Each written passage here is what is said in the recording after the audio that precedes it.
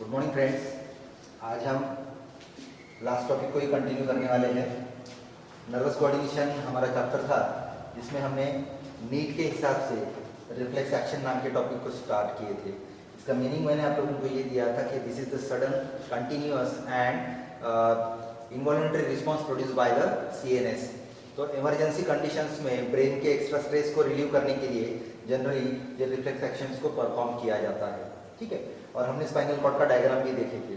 तो spinal cord के diagram में इस तरीके की अरेंजमेंट हमने ये बताए थे कि suppose this is the histological section of spinal cord. यहाँ पे डॉर्सल रूट होता है, ये यूनाइट होगा। ठीक है,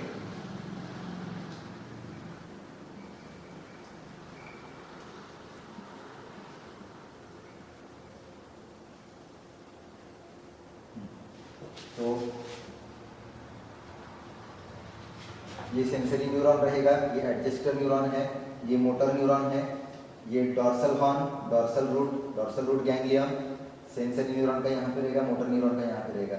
और दूसरी चीज यूनाइट होने के बाद में स्पाइनल नर्व्स के फॉर्मेशन के टाइम पे हमने बताया था कि 3 अलग अलग ब्रांचेस का भी फॉर्मेशन किया जाता है, जो हम इस तरीके से दिखा सकते हैं।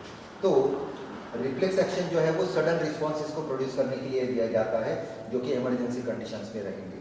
तो हमने ये बताया था कि ये रिफ्लेक्स एक्शन जो होता है ये मैक्सिमम अबाउट 95 to 98% जो है रिफ्लेक्स एक्शन हमारा स्पाइनल कॉर्ड ही कंट्रोल करता है, और 2% नियर अबाउट 2% to 5% आप अप्रोक्सीमेट कंसिडर कीजिए, it is from the brain.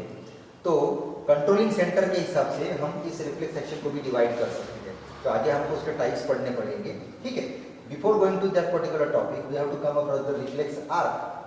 तो रिफ्लेक्स आर्क मतलब क्या होगा, इसमें मैंने कंपोनेंट लिखा था। Suppose first factor is receptor, second sensory neuron, third one is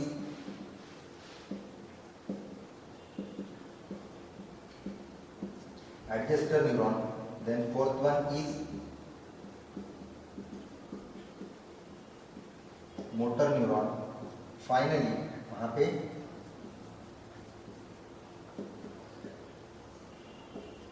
effector organ and lastly synapse। इन थोड़ी चीजों को हम समझ लेते हैं, ये आपको नीट के लिए काम में आने वाला है। रिफ्लेक्स आर्क मतलब क्या है और एक्शन मतलब क्या है। तो this is the proper process. ठीक है, रिफ्लेक्स एक्शन क्या है, ये हमारा रिस्पॉन्स है जो सडन कंटिन्यूअस और इनवॉलंटरी प्रोसेस में दिखेगा, और ये प्रोसेस होती है। इस प्रोसेस को कंप्लीट करने के लिए जो पाथवे यहां पे दिया जाता है, that pathway is called as reflex arc. मतलब हमने अगर रिसेप्टर से स्टार्ट किए तो receptor, sensory neuron, adjuster neuron, motor neuron, then effector organ, ये 2 साइड अगर हम दिखाएंगे तो कहीं ना कहीं आपको यहाँ पे पता लगने वाला है कि एक साइड से शुरू होके हम दूसरे साइड में एंड कर रहे हैं। तो स्टिमुलेशंस को रिसीव करना, उसको एनालाइज करना, कैलकुलेट करना एंड फाइनली उसका एक रिस्पॉन्स कंडक्ट करना अप टू द इफेक्ट। तो इफेक्टर साइड की तरफ जाने वाला जो कंप्लीट पाथवे होता है, हम अगर दिखाएंगे तो ये एक ऐसा डायरेक्शन है, ये एक दूसरा डायरेक्शन है, यहाँ से हम ये तीसरे डायरेक्शन की तरफ आएंगे। यहाँ पे रहेगा रिसेप्टर, यहाँ पे रहेगा इफेक्टर ऑर्गन। तो ये जो कंप्लीट पाथवे कंप्लीट किया जाता है, इसमें receptor, sensory, adjuster, motor, effector और सिनैप्स होगा। यहाँ पे जो सबसे लास्ट वाला कंपोनेंट हम डिस्कस कर रहे हैं दैट इज सिनैप्स। आपने 11th में नर्वस टिश्यू के बारे में थोड़ा सा पढ़े होंगे कि कोई भी एक नर्व जब कंट्रोल एंड कोऑर्डिनेशन के लिए यूज किया जाता है तो उस न्यूरॉन का कम्युनिकेशन किस तरीके से मेंटेन होगा। फॉर एग्जाम्पल कंसिडर करके चलेंगे तो आप लोगों को पता है कि कोई भी स्टिमुलस जब हमारे सेंसरी ऑर्गन की तरफ आता है तो उसके मैसेज हम हमारे सेंट्रल नर्वस सिस्टम की तरफ भेजते हैं। सबसे पहला क्वेश्चन हमारे माइंड में ये आता है कि how this message signals are conveyed toward the CNS and how according to that particular stimulus we can easily produce the response. तो जो एक्शन हम प्रोड्यूस करते हैं उसको रिस्पॉन्स कहते हैं। तो इसके बीच में क्या होता है, तो सेंसरी न्यूरॉन का कम्युनिकेशन सेंट्रल नर्वस सिस्टम में मेंटेन करने के लिए किसी न्यूरॉन की चेन का जरूरत पड़ेगा। एडजस्टर न्यूरॉन भी वहां पे चेन होता है, लिंक्ड होता है, फिर एडजस्टर के साथ मोटर भी लिंक्ड होता है, और उसके बाद में फिर वो इफेक्टर साइड की तरफ भी लिंक्ड होता है। तो continuously we can easily observe that every neuron will communicate with each other by their formation of link or a bridge, that bridge is called as the synapse. So you can conclude this particular term that synapse is nothing but it is the communication gap between the two neuron. तो एक adjacent neuron दूसरे neuron के साथ में connect करता है, communicate करता है, और उसके लिए जो कम्युनिकेटिंग ब्रिज बनाई जाती है, लिंक बनाई जाती है, आपको थोड़ा सा और डायग्रामेटिकली समझ में आएगा। आप यहाँ पे कंपेयर करके देखिए, सपोज दिस इज एक्सॉन, एक न्यूरॉन का ये एक्सॉन है, यहाँ पे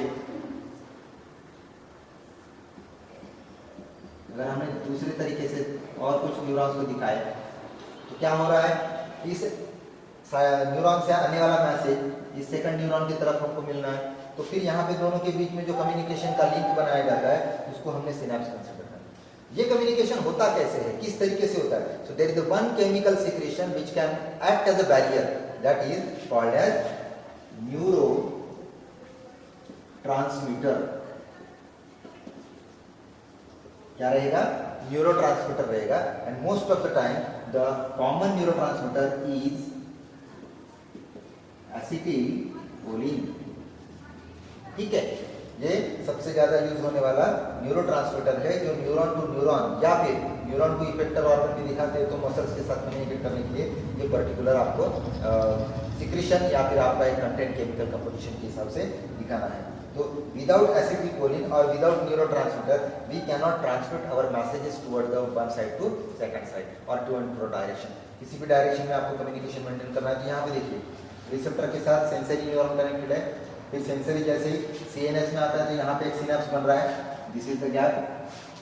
एडजेस्टर न्यूरॉन ने एनालिसिस कंप्लीट करने के बाद में आप देखेंगे सेकंड यहाँ पे कॉम्बिनेशन हो रहा है और तीसरा कॉम्बिनेशन आपको यहाँ पे दिखेगा, बराबर है।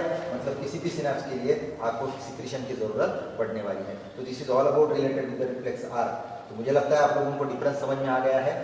रिफ्लेक्स एक्शन मतलब प्रोसेस जिससे हम रिस्पॉन्स को प्रोड्यूस करते हैं, और रिफ्लेक्स आर्क मतलब एक डायग्रामेटिक स्केच जिसको हम पाथवे के हिसाब से इंडिकेट करेंगे, एरो डायरेक्शन दिखाएंगे, रनिंग डायरेक्शन दिखाएंगे, उसको हम बोलेंगे रिफ्लेक्स आर्क। और रिफ्लेक्स आर्क के ये 6 कंपोनेंट्स आपने कंपल्सरीली दिखाने हैं और उसमें न्यूरोट्रांसमीटर का रोल मोस्ट इंपॉर्टेंट रहेगा। Now moving to the categorization, तो हमको इसके आगे पढ़ना है कि रिफ्लेक्स एक्शन किस तरीके से हो सकते हैं, उसको भी समझना जरूरी है।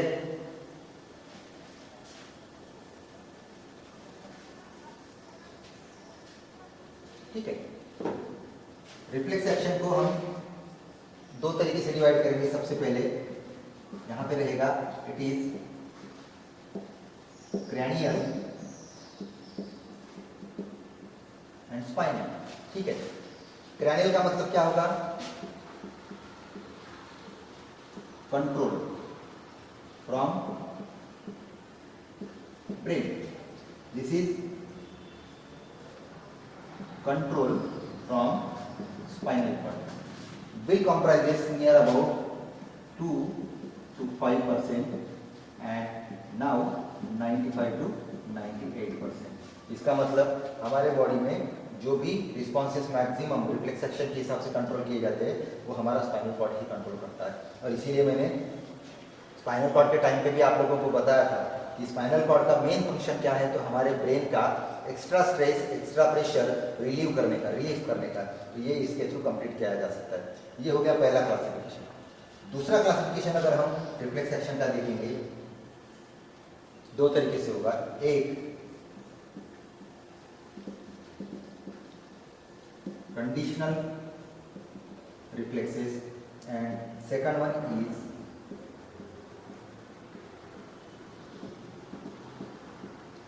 Unconditional reflexes. ठीक है, अभी ये स्पाइनल भी हो सकते हैं, क्रैनियल भी हो सकते हैं, इसमें आपको कंट्रोलिंग सेंटर्स को कंसीडर नहीं करना। तो कंडीशनल और अनकंडीशनल मतलब क्या है, तो इसमें समझ लीजिए it is with experience, that is you can call it as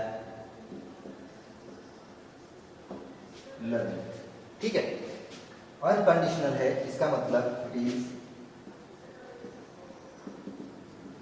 by birth and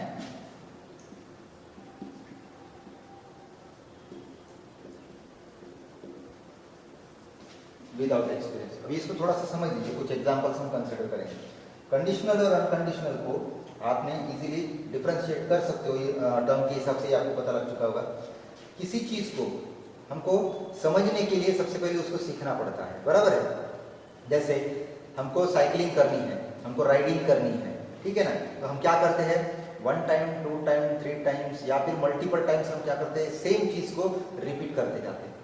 जितनी बार हम किसी चीज को रिपीट करते जाएंगे उतना ही वो चीज अच्छे से हमारे ध्यान में आता है।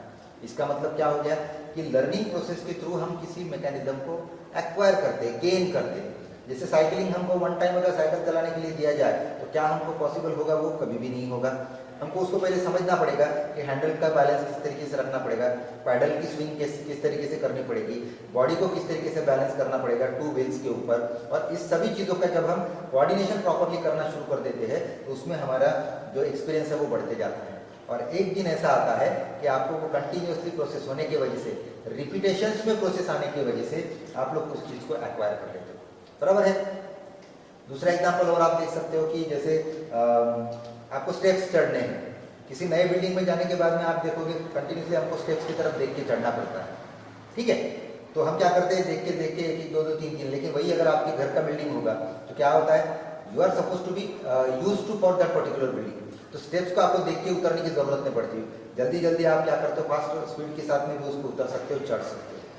तीसरा एग्जाम्पल कंसिडर करना है भाई, टाइंग अप योर टाई, है ना, हम टाई बांधते हैं तो फर्स्ट टाइम हमको उसको कैसे नॉट देना है, किस तरीके से बांधना है, किस तरीके से उसको होल्ड करना है, ये सब चीज़ें सीखनी पड़ती है। एक बार आपने वो चीज़ को सीख लिए, प्रैक्टिसाइज कर लिए, तो आपको पता है कि आप किसी से बात करते वक्त, किसी को नहीं देखते वक्त भी आप इजीली क्या कर सकते हो, उसको टाइप कर सकते हो। तो ये सब चीज़ें जो है वो एक्सपीरियंस से आने वाली है, मतलब indirectly you can call it as from the learning. तो लर्निंग प्रोसेस के थ्रू जो रिफ्लेक्सेस को हम कंट्रोल करते हैं उनको हम कंडीशनल रिफ्लेक्सेस बोलेंगे। अनकंडीशनल मैंने आपके कन्वीनियंस के लिए लिखा हूं कि दीज आर बाय बर्थ। जैसे किसी छोटे बच्चे को रोने के लिए सिखाने की जरूरत नहीं पड़ती है, वो अनकंडीशनल है, उसको कोई भी लर्निंग की जरूरत नहीं है, उसको कोई सिखाने की जरूरत नहीं है, कोई एक्सपीरियंस की जरूरत नहीं है। बाय बर्थ अगर आप देखोगे, जैसे उसकी बर्थ कंप्लीट होती है, he can take the first breath in the new environment, at that time suddenly he will going to cry, बराबर है, वो रोता है बच्चा, उसको सिखाने की जरूरत नहीं है। ब्लिंकिंग ऑफ आईज, इसको हमको सिखाने की जरूरत है नहीं, याइंग प्रोसेस होती है, हिकअपिंग प्रोसेस होती है, सलाइवेशन की प्रोसेस होती है। तो इस तरीके के प्रोसेसेस को हम देखेंगे सडनली, कहीं पे भी आपको एक्सपीरियंस की जरूरत नहीं होती है। इसका मतलब आप बोल सकते हो जिस चीज को कंडीशन की जरूरत होती है उसको हम एक्सपीरियंस बोलेंगे, और जिसमें किसी भी कंडीशन की जरूरत नहीं है, किसी भी पर्टिकुलर एक्सपीरियंस की जरूरत नहीं है, वह अनकंडीशनल रिफ्लेक्सेस है। इन चीजों को डिफरेंशिएट कैसे किया गया, तो आपको एक एग्जांपल बताता हूँ। जो कंडीशनल रिफ्लेक्सेस है, ये एक साइंटिस्ट है जिसका नाम है पावलोव, ठीक है।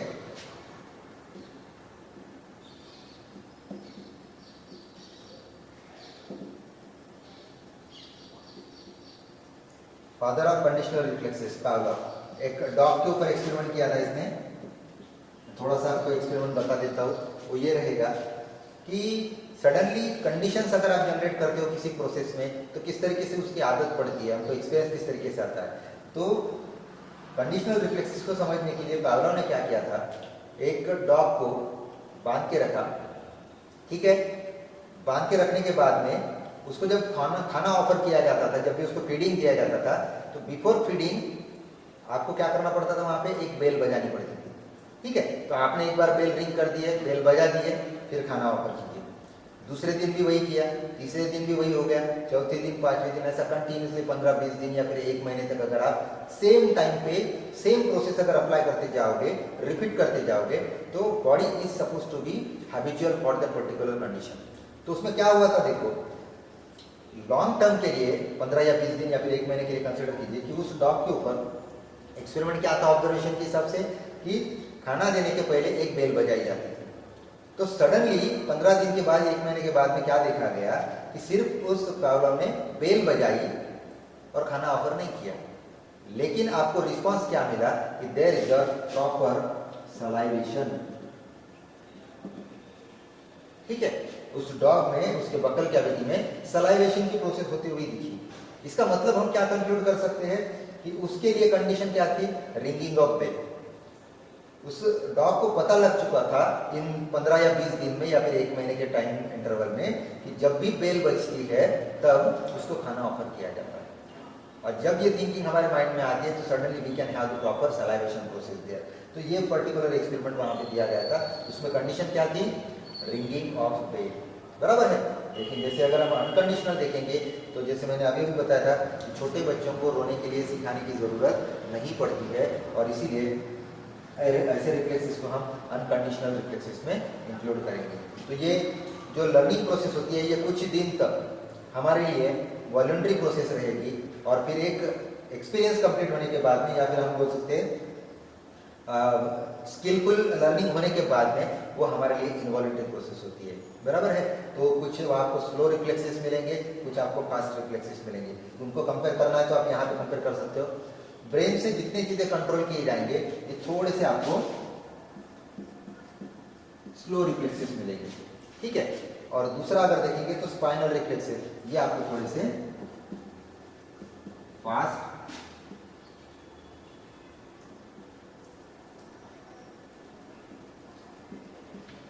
इमरजेंसी कंडीशंस वाले।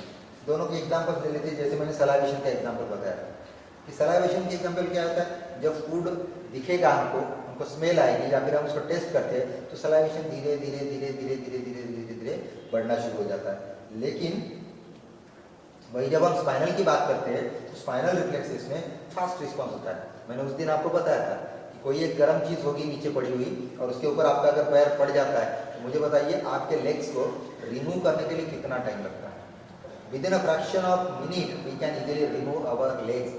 मैंने उस दिन भी बताया था कि एक आधा पिन है वो अगर हमारी उंगली को लग जाता है, कट हो जाता है, तो हमको वो हाथ को विड्रॉ करने के लिए कितना टाइम लगता है? तो वो भी बहुत with in a fraction of minute process होता है। तो जहाँ पे फास्टर रिस्पॉन्सेस चाहिए, फास्टर रिफ्लेक्सेस चाहिए, वो हमारे स्पाइनल कॉर्ड से कंट्रोल किए जाते हैं, और जो कंपैरेटिवली थोड़े से स्लोअर रेट के रहेंगे उनको हम ब्रेन से कंट्रोल करेंगे, जो कि इसीलिए आपको दिख रहा होगा कि 2% से लेकर 5% तक की वो कंट्रोलिंग होती है, और बाकी जो 95 to 98% का जो रहेगा वो आपको स्पाइनल रिफ्लेक्सेस के साथ में दिखाना है। तो इसीलिए इस साइंटिस्ट का नाम ध्यान में रखिए, इसको फादर ऑफ कंडीशनल रिफ्लेक्सेस कहा जाता है। तो ये दोनों टाइप है उनके लर्निंग के हिसाब से, कंडीशंस के हिसाब से, और ये दोनों है उनके कंट्रोलिंग सेंटर के हिसाब से।